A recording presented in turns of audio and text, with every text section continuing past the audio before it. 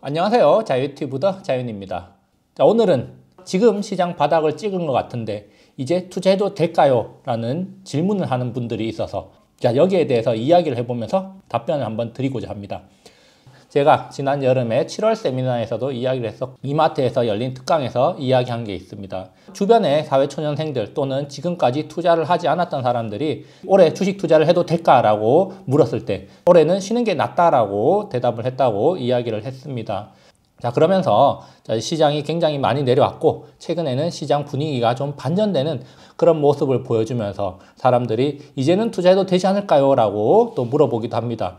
저는 개인적으로 아직 투자를 시작하지 않은 사회초년생분들, 투자를 그동안 미루고 있었던 분들, 아니면은 올해 두둑히 현금을 챙겨 놓으신 분들은 아직까지는 조금 더 기다리는 게 좋지 않을까라는 게 저의 개인적인 생각입니다. 물론 기존에 계속 투자를 하시는 분들하고는 포지션 또는 행동을 조금 다르게 할 수도 있습니다.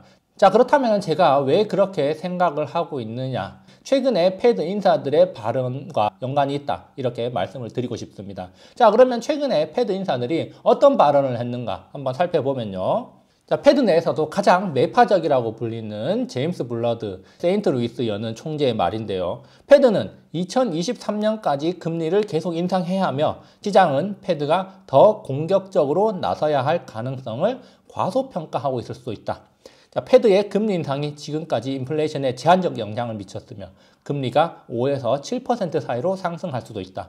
2% 목표를 달성하는 것이 확실해질 때까지 하향 압력을 유지해야 한다라고 이야기를 했습니다.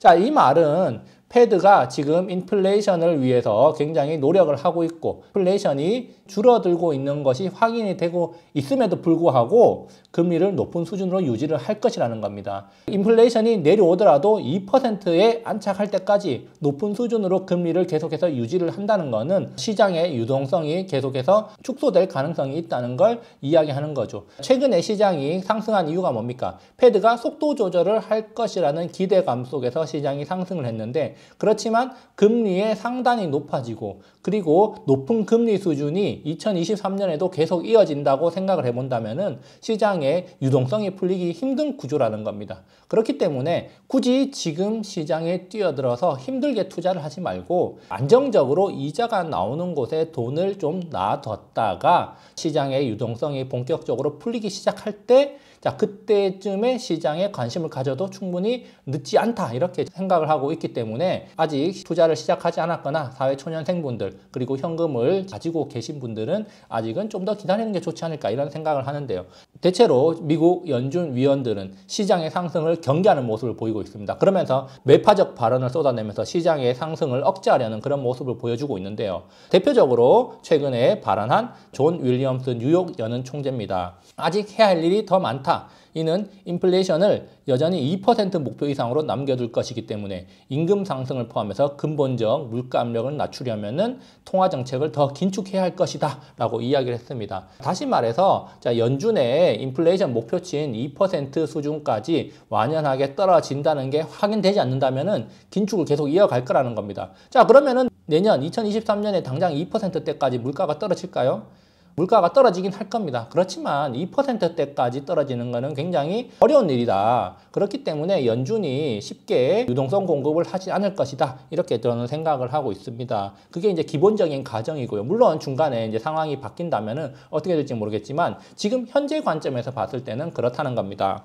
자, 그리고 또 하나, 패드의 2인자죠. 브레이너드 부의장 같은 경우는 공급 충격과 높은 인플레이션이 장기간 지속하는 상황에서 인플레이션 기대가 목표를 넘는 위험을 피하기 위해서 통화정책은 위험 관리를 하는 게 중요하다라고 밝혔습니다. 비둘기파로 인식되는 브레이너드 부의장 같은 경우에도 긴축을 계속 해야 된다고 주장하면서 시장의 하방 압력을 높이고 있다는 겁니다. 다시 말해서 시장이 상승하는 것을 굉장히 경계하고 있다는 거죠. 파월은 어떻습니까? 파월은 시장이 상승하는 것을 굉장히 불쾌해하는 사람입니다. 인플레이션이 굉장히 높은 상황에서 시장이 랠리하는 것을 굉장히 꺼려하고 있기 때문에 굳이 지금 변동성이 굉장히 크고 힘든 시장 속에서 투자를 섣불리 할 필요는 없이 좀 더 기다리는 게 좋지 않을까라는 게 저의 생각입니다. 자, 그러면은 언제 투자를 하면 좋을까요? 물론 2023년이 돼가지고 2023년 1분기쯤에 어떤 식으로 시장이 움직일지 좀 더 확인을 해야겠지만 미국의 주요 IB들은 2023년에 경기 침체가 올 거를 예상을 하고 있죠. 그것을 기정사실화하고 있습니다. 자, 저 같은 경우에도 당연히 경기 침체가 올 거라고 생각을 한다라고 얘기했었고, 자, 그리고 실질적으로 2023년에는 굉장한 경기 부침이 있을 수도 있다. 물론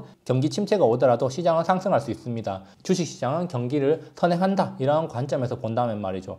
그렇지만 우리가 이런 불확실성이 굉장히 많은 상황 속에서 굳이 힘들게 투자를 할 필요가 있을까? 물론 기존에 투자를 하고 있는 사람들은 조금 더 다른 관점으로 접근할 필요가 있겠지만, 지금까지 투자를 하지 않았거나 그리고 이제 슬슬 투자를 해볼까 생각하는 사회초년생들, 그리고 자산의 많은 부분을 현금화 시켜 놓으신 분들은 오히려 리스크 관리, 안정적으로 수익을 창출할 수 있는 곳에 돈을 놔두는 게 좀 더 좋지 않을까 하는 게 저의 생각입니다. 오늘 지금 이제 투자를 해도 될 때 아닌가요? 라는 질문에 대해서 저의 생각을 말씀을 드렸습니다. 혹시 또 투자와 관련해서 또 다른 궁금증이 있으신 분들은 댓글로 궁금증을 남겨주시거나, 댓글로 남기기가 좀 껄끄럽다라고 생각되시는 분들은 질문하고 싶은 것들을 이메일로 보내주시면은 제가 정리를 해서 답변을 영상으로 한번 보내드리도록 하겠습니다. 자, 오늘 여기까지 하겠고요. 항상 즐거운 하루 보내시기 바랍니다. 감사합니다.